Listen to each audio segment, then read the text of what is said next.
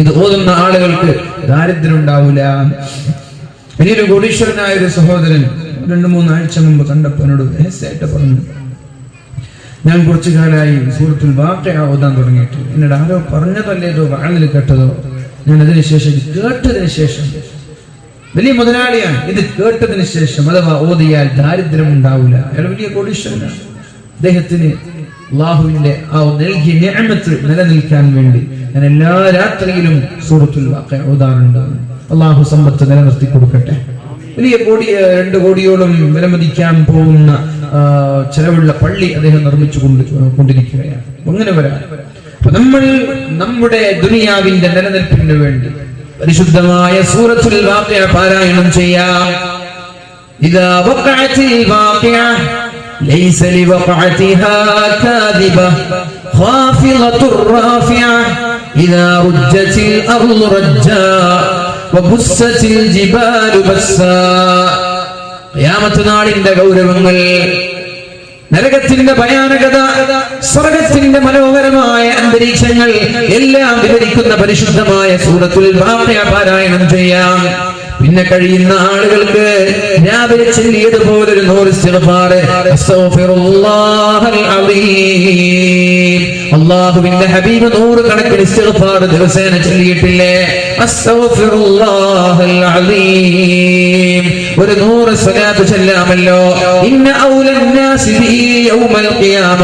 നാളെ കോടാനകോടി ആളുകൾ ഒരുമിച്ച് കൂടുന്ന മഹ്ശറാ ലോകത്തെ എന്നോട് ഏറ്റവും ബന്ധപ്പെട്ട് കിടക്കുന്നവർ, എന്റെ ഇഷ്ടക്കാരാരാണെന്ന് അറിയുമോ എന്ന് പരിശുദ്ധ റസൂലുള്ളാഹി സ്വല്ലല്ലാഹു അലൈഹി വസല്ലം തങ്ങൾ ചോദിക്കുന്നുണ്ട്.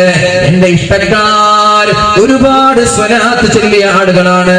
ജീവിതത്തിൽ ഒരു 100 സ്വലാത്ത് പോലും ദിവസം ചൊല്ലാത്ത നമ്മൾ എങ്ങനെയാണ് അല്ലാഹുവിന്റെ ഹബീബിന്റെ മുന്നിലേക്ക് അടുക്കാൻ കഴിയുക? ഒരു 100 സ്വലാത്ത് പോലും ചൊല്ലാൻ കഴിയാത്ത നമ്മൾ എങ്ങനെയാണ് പരിശുദ്ധ ഹബീബിന്റെ സമീപത്തേക്ക് അടുക്കാൻ കഴിയുക? അതുകൊണ്ട് ഒരു 100 സ്വലാത്ത് ചൊല്ലാം. അപ്പോഴേക്കും ഇശാഇന്റെ ബാങ്ക് വിളിക്കാനുള്ള സമയമായി. ഇശാ നിസ്കരിച്ചു, ഹദ്ദാദ് ചൊല്ലി, പിന്നെ നമ്മൾക്ക് സുന്നത്ത് നിസ്കരിച്ചു, ഭക്ഷണം കഴിക്കാം, കിടന്നുറങ്ങാം. 40 വയസ്സ് കഴിഞ്ഞ ആളുകൾ ഇവിടെയുണ്ടെങ്കിൽ വളരെ പേടിക്കേണ്ട ഒരു ഹദീസ് ഞാൻ പറഞ്ഞു തരട്ടെ. 40 വയസ്സ് കഴിഞ്ഞ ആളുകൾക്കൊന്നൊക്കെ പൊക്കെ പൊക്കിക്കൂടി. ഇനി പെണ്ണൊട്ടിക്കാനൊന്നുമില്ല, വേഗം പൊക്കിക്കൂടി. ഇവിടെ പെണ്ണുങ്ങൾ കൈ വെക്കൂല, അതിനൊരു 40 വയസ്സൊന്നും ആവൂല, കുറച്ച് കഴിയണം.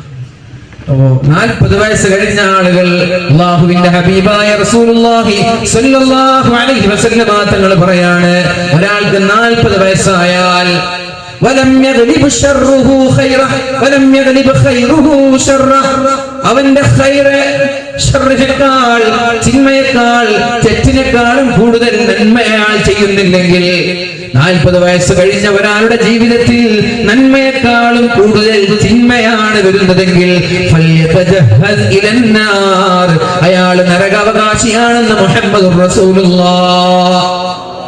കണക്കെടുത്ത് നോക്കിയിട്ടുണ്ടോ? എപ്പോഴെങ്കിലും ഒരു ദിവസം ഉറങ്ങാൻ കിടക്കുമ്പോ പഠിച്ചോനെ ഇന്ന് നന്മയാണ് കൂടുതൽ ചെയ്തത് തിന്മയാണോ? 40 വയസ്സ് കഴിഞ്ഞ ആളുകൾ തിന്മയാണോ? നരകാവകാശിയാണ്. അതുകൊണ്ട് 40 വയസ്സ് കഴിഞ്ഞ ആളുകൾ ജാഗരൂകരാവണം. 40 വയസ്സ് കഴിയുന്നത് വരെ അല്ലാഹു റബ്ബ് സുബ്ഹാനഹു വ തആല മലക്കുകളോട് പറയുമത്രേ, അനിർഫഖാ, എഴുതരുത്. ഒരു തെറ്റ് ചെയ്താൽ ഉടനെ എഴുതി വെക്കാൻ പാടില്ല. ഒരു തെറ്റ് ചെയ്താൽ, ഒരു ഹറാമ് കണ്ടു, അപ്പൊ തന്നെ എഴുതി വെക്കണ്ട, കുറച്ച് വെയിറ്റ് ചെയ്യും. 3 സഅഅത്ത്, ഒന്നുകിൽ 3 മണിക്കൂർ, 3 മിനിറ്റ്, 3 അവസരം. ആദ്യം ഒരു ഹറാമ് കണ്ടു, രണ്ടാമതും കണ്ടു അതേ ഹറാം, മൂന്നാമതും കാണും എഴുതി വെച്ചാൽ മതി. അനിർഫഖ, ഒന്ന് മയം കാണിക്കുക എന്ന് മലക്കുകളോട് പറയുമത്രേ. ചെറുപ്പക്കാരോട് 10, 15 മുതൽ 40 വയസ്സ് വരെയുള്ള ആളുകൾ ഒരു തെറ്റ് ചെയ്യുമ്പോൾ എക്സ്ക്യൂസ് ഒക്കെ കൊടുക്കുക, ഒരു ഇളവൊക്കെ കൊടുക്കുക. ഓൺ ദി സ്പോട്ട് അത് എഴുതി വെക്കണ്ട. അല്ലെങ്കിൽ 3 മണിക്കൂർ എഴുതി വെക്കാതെ അങ്ങനെ പേന പിടിച്ചു നിൽക്കും. എന്തിനെന്നറിയോ? ആ ഹറാമ് കണ്ടതിന്റെ പേരിൽ അയാൾ ഇസ്തിഗ്ഫാർ ചൊല്ലുന്നുണ്ടോ എന്ന് നോക്കാൻ. ഹറാമ് കണ്ടു, ഹറാമ് കേട്ടു, ഹറാമ് ചെയ്തു പോയി, ഖേദമുണ്ടായി, പശ്ചാത്താപമുണ്ടായി. ഉടനെ തന്നെ പടച്ച റബ്ബേ അസ്തഗ്ഫിറുല്ലാഹ്, പുറത്തു തരണേ അല്ലാഹ്, എന്റെ ഭാഗത്തൊരു ഹറാമ് വന്നുപോയി. എഴുതി വെക്കൂല, ആ തെറ്റ് എഴുതയില്ല. അല്ലാഹുവിന്റെ ഹബീബായ മുഹമ്മദുർ റസൂലുള്ളാഹി സ്വല്ലല്ലാഹു അലൈഹി വസല്ലമ തങ്ങൾ പറയുന്നുണ്ട്, ഇത്തഖുല്ലാഹ ഹൈസുമാ കുൻത, എവിടെ പോയാലും നിങ്ങൾ അല്ലാഹുവിനെ പേടിക്കണേ. അത് സ്കൂളിലാണെങ്കിലും ക്യാമ്പസിലാണെങ്കിലും കലാലയങ്ങളിലാണെങ്കിലും നാട്ടിലാണെങ്കിലും പുറത്താണെങ്കിലും സ്റ്റഡി ടൂറിലാണെങ്കിലും ഇത്തഖുല്ലാഹ്, അല്ലാഹുവിനെ പേടിക്കണേ മുഅ്മിനീങ്ങളെ. നിങ്ങൾ എവിടെ പോയാലും ഗൾഫിലാണെങ്കിലും നാട്ടിലാണെങ്കിലും അല്ലാഹുവിനെ നിങ്ങൾ പേടിക്കണം. അല്ലാഹു കൂടെയുണ്ട് എന്ന ചിന്ത നിങ്ങൾക്കുണ്ടാവണം.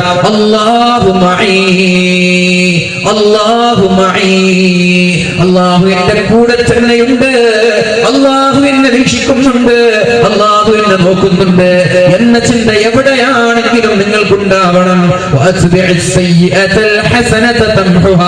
ഒരു തെറ്റ് വന്നാൽ ഉടനെ ഒരു നന്മ ചെയ്താൽ ആ തെറ്റ് രേഖപ്പെടുത്തുക പോലും ചെയ്യാതെ ആ തെറ്റിനെ മായ്ച്ചു കളയുമെന്ന് മുഹമ്മദുർ റസൂലുള്ളാഹ്.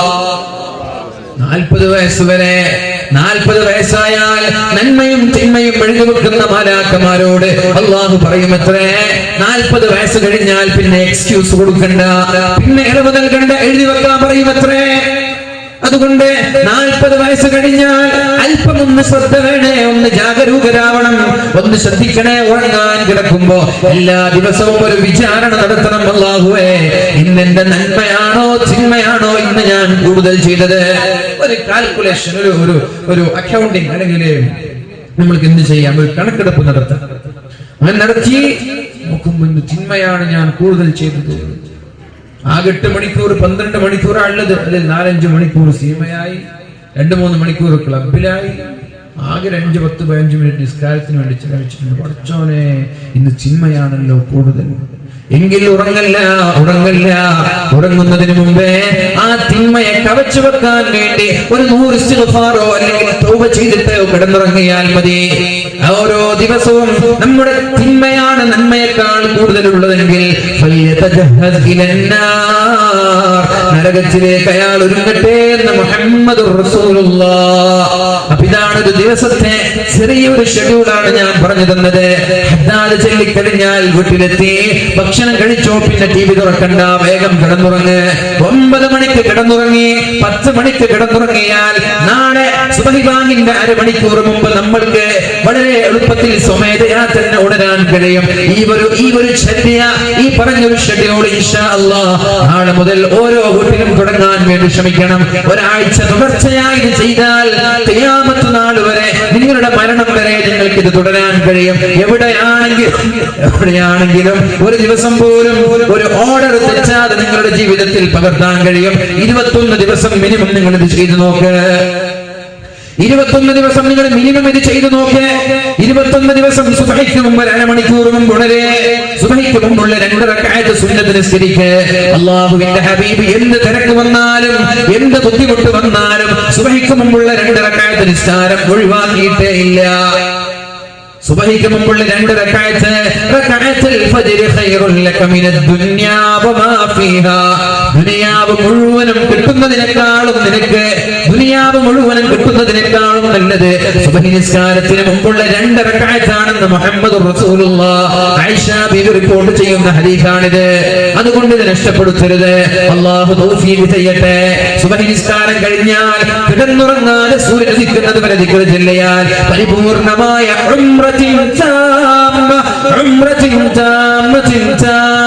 പരിപൂർണമായ ഉംറയുടെ പ്രതിഫലമാണ്. അതും നമ്മൾ എല്ലാ ദിവസവും കരസ്ഥമാക്കണം. അല്ലാഹു തൗഫീഖ് ചെയ്യട്ടെ. പിന്നെ നമ്മുടെ ശരീരത്തിന്റെ ഓരോ കെടുപ്പുകൾക്ക് പകരമായി സ്വതക്ക നൽകുന്നതിന് തുല്യമാണ് ദുആ നിസ്കാരം. അതും അല്ലാഹു തൗഫീഖ് ചെയ്യട്ടെ.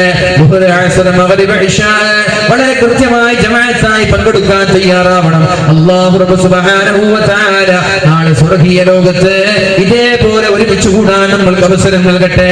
ഞാൻ പറഞ്ഞു വന്നത് 4 കാര്യമാണ് അല്ലാഹുവിന്റെ ഹബീബ് പറഞ്ഞത് മദീനയിലെത്തിയപ്പോ അഫ്ശുസ്സലാം, സലാം പറയണം, വഅത്ഇമുത്ത്ആം, ഭക്ഷണം നൽകണം, വസിലുൽ അർഹാം, കുടുംബ ബന്ധം ചേർക്കണം, വസല്ലൂ ബില്ലൈൽ വന്നാസു നിയാം, ജനങ്ങളെല്ലാവരും ഉറങ്ങിക്കിടക്കുമ്പോ 2 റക്അത്ത് തഹജ്ജുദ് നിസ്കരിക്കണേ. അത് മുഖത്തിന്റെ പ്രഭയാണ്, മുഖത്തിന്റെ പ്രകാശമാണ്. അല്ലാഹു തൗഫീഖ് ചെയ്യട്ടെ.